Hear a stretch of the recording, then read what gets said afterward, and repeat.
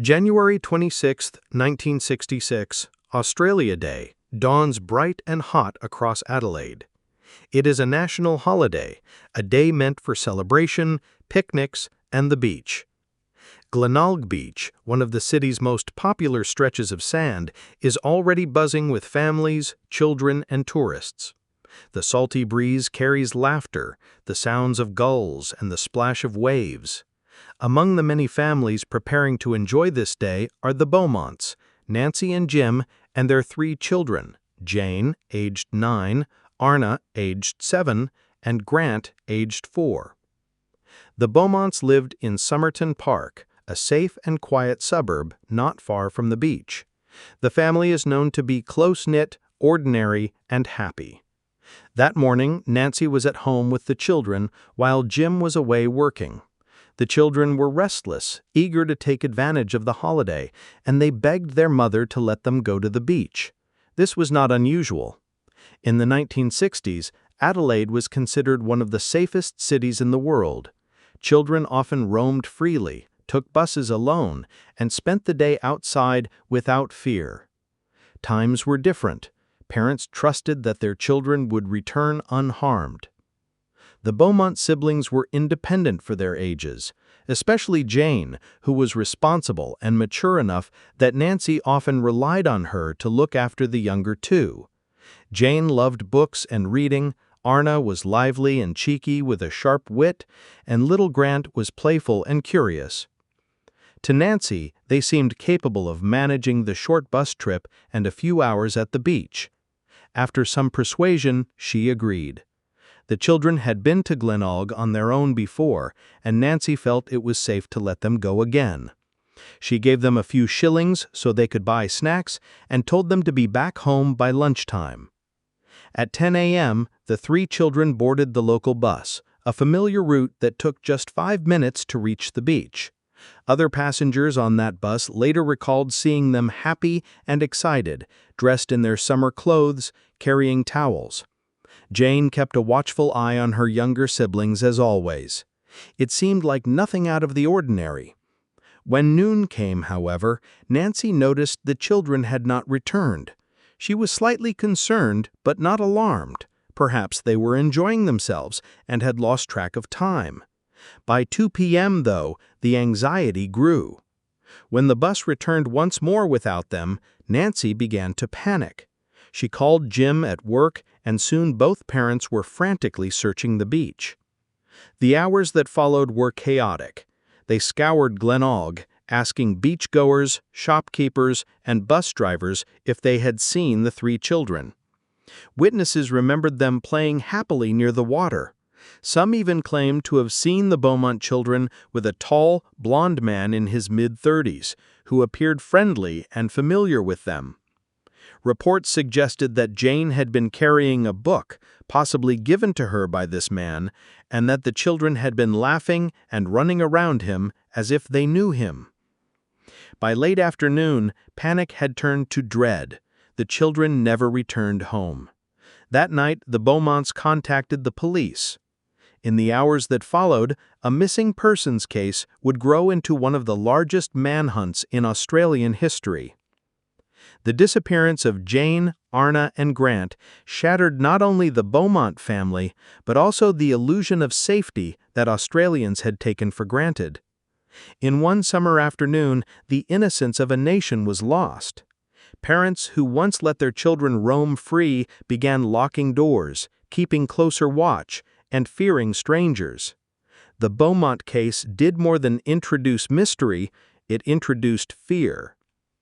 The events of that hot January day became etched in the Australian psyche.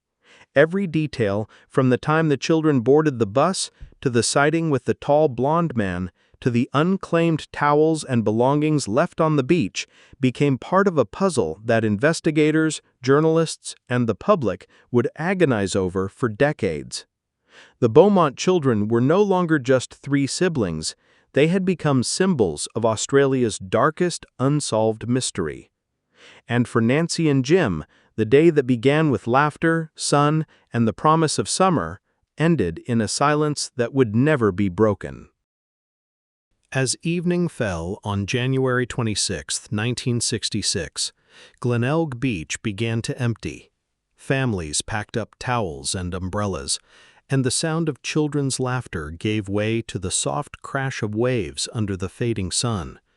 But for Jim and Nancy Beaumont, the beach had turned into a nightmare. Their 3 children, Jane, Arna, and Grant, were nowhere to be found. The first hours of searching were filled with hope. Perhaps the children had gone to visit friends. Perhaps they had lost track of time, caught up in the holiday festivities. Nancy walked from shop to shop along Jetty Road, the busy strip near the beach, asking shopkeepers if they had seen her children. Several confirmed they had. The children had been in the bakery buying pasties and a meat pie, using the shillings Nancy had given them. This was unusual. Jane was known to be careful with money and had never bought meat pies before. It seemed to suggest that the children were not alone, that perhaps an adult had influenced their choice. Police were notified quickly, and by that night, local officers were already scouring the area. They questioned bus drivers, shopkeepers, and beachgoers. Witnesses consistently described seeing the children with a tall, thin man in his 30s with light hair and a suntan. He had been playing with them in the sand, helping them jump over waves, and even sitting with them on the grass near the changing sheds. To many, it seemed as though the children knew him, laughing and interacting comfortably. That detail chilled investigators. If the Beaumont children were with a stranger, why were they so at ease? In interviews, Nancy mentioned something odd. Her daughter Arna had recently told her that Jane had a boyfriend at the beach. Nancy assumed it was childish talk. But after the disappearance, this remark seemed disturbingly significant. Could the children have met this man before? Had he groomed them over several visits until they trusted him? As the night stretched into the early hours of January 27th, panic grew. Police widened their search. Volunteers joined the effort, combing the sand dunes, drainage ditches, and surrounding streets with flashlights. Sniffer dogs were brought in. Helicopters scanned the coastline. Divers explored the waters off Glenelg. Every possible explanation was considered. Had the children drowned, run away, or been abducted? Drowning was quickly dismissed. No bodies were found, and the children had been competent swimmers. Running away seemed impossible. Jane, at 9 years old, was too responsible and protective of her siblings to attempt such a thing. That left abduction, a possibility that horrified the community. By January 28th, the search had exploded into one of the largest manhunts in Australian history. Over 100 police officers, dozens of volunteers, and even military personnel scoured Adelaide. Roadblocks were set up. Cars were stopped and searched. Beaches, parks, and abandoned buildings were inspected. Local hotels and boarding houses were questioned about new arrivals. But there was no sign of Jane, Arna, or Grant. The press descended quickly. Newspapers splashed the Beaumont children's photos across their front pages, urging anyone with information to come forward. The missing children's innocent faces became etched in the minds of Australians nationwide. The country was united in grief, disbelief, and fear. Tips flooded in by the hundreds. Some claimed to have seen the children boarding another bus. Others insisted they saw them walking into suburban streets. One witness claimed to have spotted them playing in a park miles away. Yet, as police followed each lead, they collapsed, one after another. The most haunting clue remained the tall, blonde man. Who was he? Why had he been so friendly with the children? Despite police sketches and nationwide appeals, he was never identified. It was as though he had vanished along with the children. For Jim and Nancy Beaumont, the panic was unbearable. In interviews, neighbors described Nancy pacing, unable to sit still, constantly scanning the road in case her children came running home. Jim, stoic and quiet, accompanied police on late-night searches, retracing the children's steps again and again. They prayed for a phone call, a ransom note, any contact, but the phone never rang, no note came. As days turned into weeks, the initial hope that the children would be found alive began to fade. The media shifted from reporting a temporary disappearance to discussing the likelihood of a crime. Headlines asked dark questions. Had the children been taken by a predator? Were they alive somewhere, hidden? Or had something far worse already happened? The panic was no longer just confined to Adelaide. Across Australia, parents began keeping their children closer, fearful that what happened to the Beaumonts could happen to them.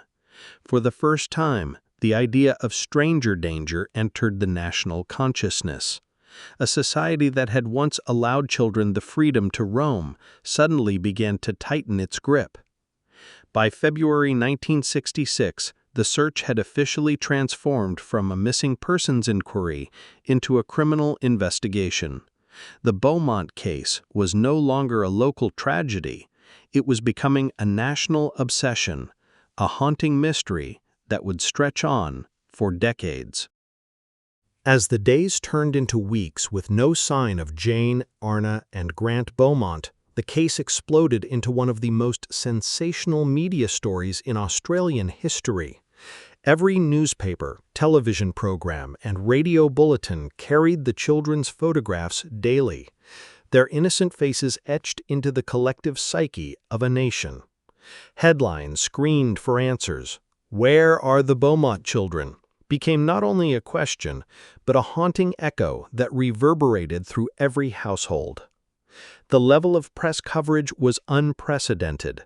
The Beaumonts' private lives were laid bare as reporters swarmed their Adelaide home, capturing images of a distraught Nancy clinging to hope and Jim stoically accompanying detectives.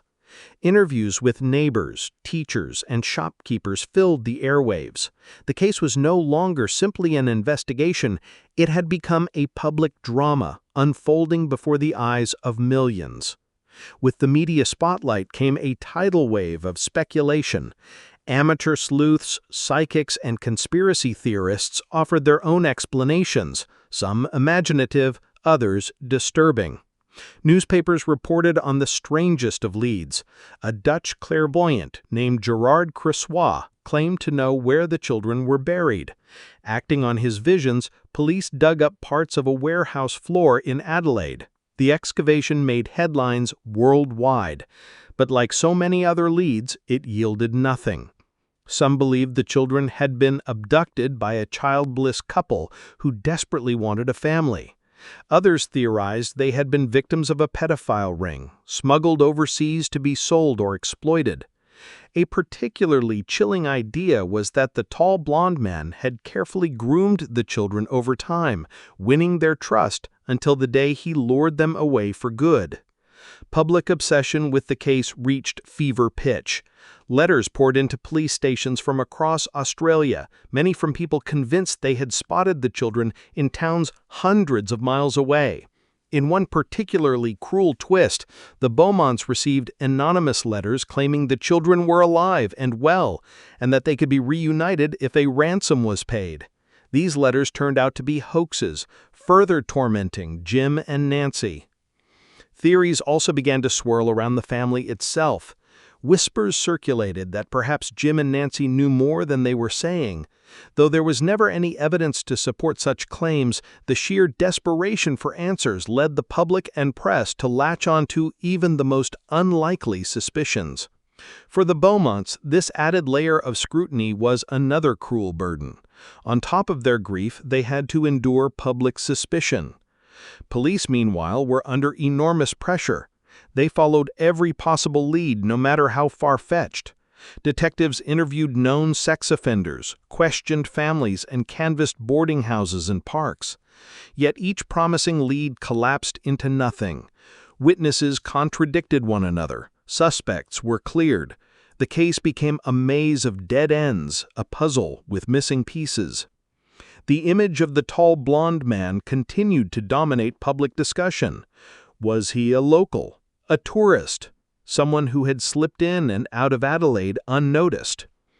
Despite sketches and widespread publicity, no one ever came forward to identify him. This anonymity only deepened the mystery and stoked fear. If such a man could simply vanish, could he strike again? The broader impact on Australian society was profound. Parents, once comfortable letting their children roam free, now held them closer. Playgrounds and beaches felt different, less carefree, more shadowed by the possibility of danger. The phrase stranger danger became a part of everyday conversation, rooted in the fear that what happened to the Beaumonts could happen to anyone. In the years that followed, the case took on a mythic quality. It was more than a police investigation. It became a cultural touchstone. Writers, filmmakers, and journalists revisited the story endlessly, each time reawakening public interest. It seemed everyone had a theory, and everyone had an opinion. The endless speculation, however, came at a cost.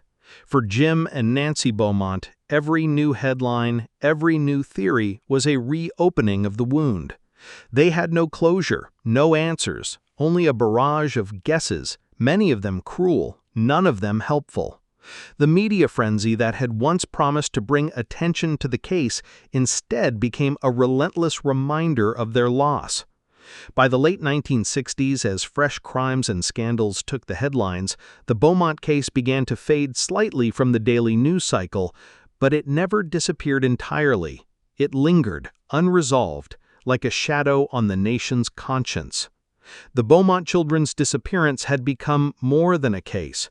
It was now a mystery woven into the fabric of Australian identity, a haunting reminder of innocence lost and evil unseen. The children had vanished, but their story refused to fade. As the years slipped into decades, the mystery of the Beaumont children refused to go away. Yet despite the enormous public interest, police efforts seemed to stall. What began as a massive manhunt in 1966 gradually dwindled into an unsolved cold case, haunting detectives, journalists, and ordinary Australians alike. The 1970s and 1980s saw a quiet but persistent undercurrent of investigation. Adelaide police, often working with small, dedicated teams, re-examined witness statements, revisited crime scene photographs, and checked tips that trickled in. Occasionally, a promising lead would appear, someone claiming to have seen children resembling Jane, Arna, and Grant in a small town, or a report of suspicious activity near the Glenelg area years earlier. Yet each lead, once scrutinized, collapsed into disappointment. One of the most notorious avenues of inquiry centered on the possibility that the children had been taken to a local foster home or orphanage. This theory gained traction after claims surfaced that certain Adelaide institutions had covered up abuse during the mid-20th century. Could the children have been hidden away, their identities altered? Police scoured records of orphanages and children's homes, but no definitive evidence tied any of them to the Beaumonts. Then came the whispers about known criminals. Over the decades, several convicted defenders, particularly those with histories of crimes against children, were scrutinized. Names like Bevan Spencer von Einem, later convicted in the family murders case, surfaced as potential suspects. Some investigators speculated that the Beaumont children could have been early victims of a larger network of predators in Adelaide.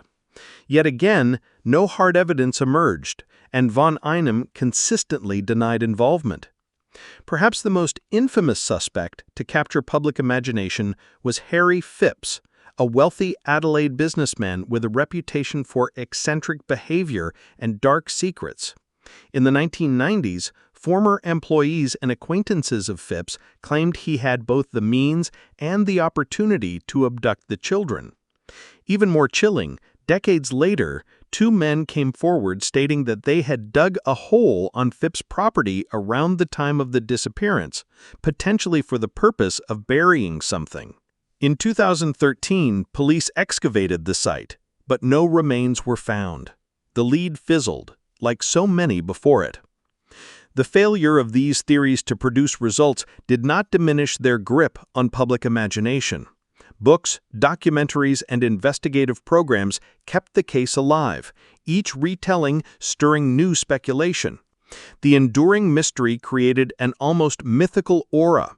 The Beaumont children were no longer just victims, but symbols of an unsolvable puzzle that haunted an entire nation. During this period, the psychological toll on Jim and Nancy Beaumont became unbearable. Hope turned into despair, and despair hardened into a quiet resignation. They avoided the media spotlight, rarely giving interviews, and lived their remaining years in near seclusion. Every anniversary of January 26th brought fresh stories in the press, but for Jim and Nancy, it was another year of unanswered questions. By the time Nancy passed away in 2019 and Jim in 2021, they had never discovered what had happened to their children. Technological limitations of the era also played a critical role in why the case stagnated. In the 1960s and 1970s, DNA testing was non-existent, surveillance technology was minimal, and databases for missing children were primitive. Had the disappearance occurred decades later, investigators might have had access to CCTV footage, phone records, and forensic databases that could have pointed to a suspect. Instead, detectives of the time were left with sketches, witness descriptions, and a handful of physical clues that led nowhere. Yet despite the silence, the case was never officially closed. Generations of detectives inherited the Beaumont file, and for many, it became a personal mission. Some officers admitted they spent sleepless nights thinking about it, unable to let go. Retired policemen gave interviews years later, confessing their frustration that despite all their efforts, they had failed to bring closure. By the 2000s, renewed interest in cold case methodology breathed fresh life into the Beaumont investigation. Advances in forensic genealogy, the same techniques that had solved decades-old crimes like the Golden State Killer case in the U.S., offered a glimmer of hope. Police reviewed items of clothing, letters, and potential trace evidence, though time and contamination had eroded much of their usefulness. Even so, the idea that one day science might succeed where human effort had failed kept hope alive. Meanwhile, Adelaide's collective memory of the case never faded. Parents still warned their children about the Beaumonts. The story became a kind of cultural folklore, told in hushed tones, taught in schools, and passed down as a cautionary tale. The once vibrant Glenelg Beach, where laughter and sunshine had reigned, carried a shadow that could never be shaken. The decades of silence were punctuated by small flares of hope, excavations, suspects, confessions, psychic visions, but none brought closure. The cold case file grew thicker, heavy with failure and frustration. What had begun as a tragedy for one family had become a burden carried by an entire nation. And still, the questions lingered. Who was the man on the beach? How could 3 children vanish in bold daylight with no trace? And why had so many leads turned to dust? Each year that passed without answers deepened the sense that the mystery might never be solved. Yet, beneath the silence, the embers of the case remained alive, waiting for the possibility of a breakthrough. By the time the case entered its 5th decade, many Australians had resigned themselves to the idea that the Beaumont children would never be found. Theories swirled endlessly, but no solid evidence emerged. Then, in the early 2020s, a renewed surge of forensic technology offered a sliver of hope that modern science could succeed where decades of police work had failed.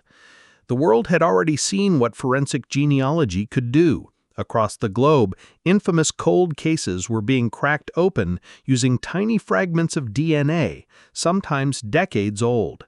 This method, where investigators cross-referenced genetic material from crime scenes against publicly available genealogical databases, was rewriting criminal justice. If it could work in the United States with cases like the Golden State Killer, why not in Australia with the Beaumonts? South Australian police revisited their archives. Evidence collected in 1966, carefully stored but often degraded, was re-examined. Could there be fibers, hair, or skin cells still intact after all these years? Scientists tested the limits of technology, pushing to extract DNA profiles from items linked to the case. Some evidence was too compromised, but faint genetic markers began to emerge. These breakthroughs reignited public fascination. The press once again splashed the Beaumont case across front pages. Forensic experts appeared on television, explaining how a single viable DNA strand could potentially unlock a family tree, leading investigators to a suspect's descendants. Documentaries resurfaced, showing how cases worldwide had been solved with genetic genealogy, and Australians demanded to know why it couldn't be done here. Police, however, remained cautious. Unlike in the U.S., Australia had stricter privacy laws surrounding genetic databases. Investigators faced hurdles when attempting to use consumer genealogy tools, such as those provided by services like Ancestry or 23andMe. Even so, behind closed doors, forensic teams collaborated with genealogists and international experts to see if creative workarounds could be found.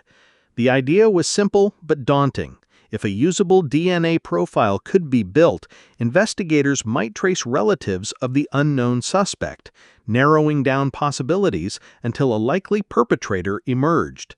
This process could take months or even years, involving painstaking family tree mapping and the cross-referencing of thousands of records. The year 2022 marked a symbolic milestone. Though the case was not solved, police publicly announced that they were working on modern forensic approaches to the Beaumont mystery. For the first time in decades, there was a tangible sense that resolution might be possible. Hope sparked not only among investigators, but also among a public that had grown up with the story lingering in their collective consciousness. For the families connected, what little of them remained, it was bittersweet. Jim and Nancy Beaumont had both passed away by this time, never knowing what became of their children.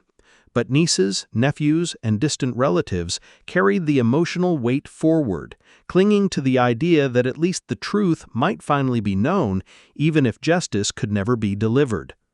Adding to the momentum was the global media. True crime podcasts, investigative YouTube channels, and Netflix-style documentaries introduced the Beaumont case to younger generations around the world. Suddenly, an Australian cold case from 1966 was being dissected by international audiences, sparking online communities that collaborated to pore over old clues, photographs, and timelines. Many of these armchair detectives pinned their hopes on DNA. Speculation flared once more around old suspects, particularly Harry Phipps. If DNA evidence could somehow be connected to him, the theory would gain weight. Some even suggested digging deeper into the grounds once searched, convinced that modern equipment might reveal what earlier investigations had missed. Others insisted that a stranger, never identified, was still the most likely culprit, someone who had vanished from the scene and blended into anonymity. But beyond suspects and theories, the real breakthrough lay in the principle itself, that DNA, if viable, could transcend time. The Beaumont children's disappearance no longer belonged solely to history. It had stepped into the realm of modern science, where answers once thought impossible were now within reach. The announcement in 2022 did not resolve the case, but it reignited the fire. Detectives made it clear they would not give up. Advances in forensic genealogy, improvements in DNA extraction, and evolving international cooperation all promised new opportunities. The question was no longer whether the mystery could be solved, but when. For Australians, the Beaumont children were no longer faceless victims of a bygone era. They became symbols of persistence, of how technology could breathe new life into even the coldest cases. The image of 3 smiling children walking to the beach in 1966, once frozen in tragedy, now stood at the cusp of scientific rebirth. In the hearts of many, there was renewed hope that the truth about what happened to Jane, Arna, and Grant would one day be revealed, not through rumors or confessions, but through the indisputable power of science. And with this came an even heavier weight, the realization that while answers may finally come, justice could never truly be served. Too much time had passed. The man who took the Beaumont children, whoever he was, would almost certainly be gone. Yet, for a grieving nation, even the truth without justice was better than silence. The breakthrough in 2022 symbolized not only a scientific step forward, but also a cultural reckoning. Australia was ready to face the truth of its darkest mystery, however painful it might be. The Beaumont children's disappearance is more than just an unsolved crime. It has become a cultural scar, etched deep into the consciousness of Australia. Even today, decades after that hot January morning in 1966, the names Jane, Arna, and Grant evoke both sorrow and unease. Their faces, forever frozen in photographs as smiling, carefree children, are a reminder of innocence lost, not only their own, but also the innocence of a nation that once believed such horrors were impossible in their sun-soaked suburbs. For Australians alive in the 1960s, the case marked a turning point. Before the Beaumonts, children were often allowed to walk alone to beaches, parks, and corner shops. Afterward, that trust evaporated. Parents clutched their children's hands tighter, communities grew more suspicious, and the concept of stranger danger became woven into the fabric of daily life. In many ways, the Beaumont case shaped modern parenting in Australia, serving as an early warning of dangers that lurked closer than most wanted to admit. The case also exposed the limitations of mid-20th century policing. Detectives in 1966 were overwhelmed by the scale of the search, struggling with limited forensic tools, a flood of false leads, and the sheer pressure of public expectation. Looking back, modern experts often point out that crucial opportunities were missed in those early days, areas left unsearched, suspects not thoroughly vetted, and evidence not preserved with the care we now expect. These failings, though understandable for the time, have fueled generations of speculation about what might have been if investigators had today's tools at their disposal. Media coverage, both then and now, played an enormous role in cementing the Beaumont children into the collective imagination. The story was splashed across every front page in 1966, dominating headlines for months. In later decades, documentaries, books, and podcasts kept the mystery alive. Even international outlets like the BBC and the New York Times covered anniversaries of the case, ensuring the Beaumonts were not forgotten. In this way, the children became more than victims. They became symbols, part of the mythology of true crime history. But alongside this cultural memory lies a deep, unresolved ache. For Jim and Nancy Beaumont, the decades were a slow-motion tragedy. They endured countless false hopes, cruel hoaxes, and endless speculation. Each new lead brought them fleeting hope, only to end in crushing disappointment. Nancy passed away in 2019, Jim in 2020, their lives defined by a question that never found an answer. Their deaths marked the end of a heartbreaking chapter, the parents who never gave up, yet never received closure. Legally, the case remains open, but realistically, justice has slipped away. Whoever abducted the Beaumont children, whether a known suspect like Harry Phipps or an unknown predator, has almost certainly died by now. Even if their identity were revealed tomorrow through DNA or a confession, there would be no courtroom trial, no prison sentence, no tangible justice. This reality adds to the haunting nature of the case. The truth may eventually be known, but it will arrive too late to punish. Yet there is still value in uncovering the truth. For surviving relatives, for a grieving nation, and for history itself, answers matter. They matter because truth can restore dignity to the victims, strip away the power of secrecy from perpetrators, and perhaps prevent similar tragedies in the future. Each advancement in forensic science, each renewed investigation, is a way of honoring the Beaumonts by refusing to let them disappear entirely into silence. The legacy of the Beaumont children extends far beyond Australia. Their case is often cited in criminology courses, true crime analyses, and discussions of how unsolved mysteries shape culture. They stand alongside figures like Madeleine McCann, Etan Ponce, and John Benet Ramsey as haunting reminders of how children can vanish even in broad daylight, leaving behind more questions than answers. Culturally, their story has also inspired works of art, literature, and film. Writers have used the case as inspiration for novels about loss and mystery. Filmmakers have drawn upon its eerie, unresolved nature to craft chilling narratives. While these creative responses may fictionalize or dramatize elements, they ensure the Beaumont children remain part of the cultural dialogue, a way of processing the collective grief that has lingered since 1966. As technology continues to advance, there is still cautious optimism that one day the mystery will be fully unraveled. DNA forensics, digital genealogy, and even artificial intelligence in investigative analysis are tools that previous generations could never have imagined. And while justice in the traditional sense may no longer be possible, truth itself can be a form of justice, a final acknowledgement of what happened, who was responsible, and why. The Beaumont case is often described as Australia's loss of innocence. It redefined safety, reshaped trust, and reminded the world that evil can exist anywhere, even in a crowded, cheerful beach on a summer day. In that way, the children's legacy is bittersweet. They are remembered not only for the tragedy of their disappearance, but also for the way their story continues to push society to demand more from investigators, more from science, and more from itself.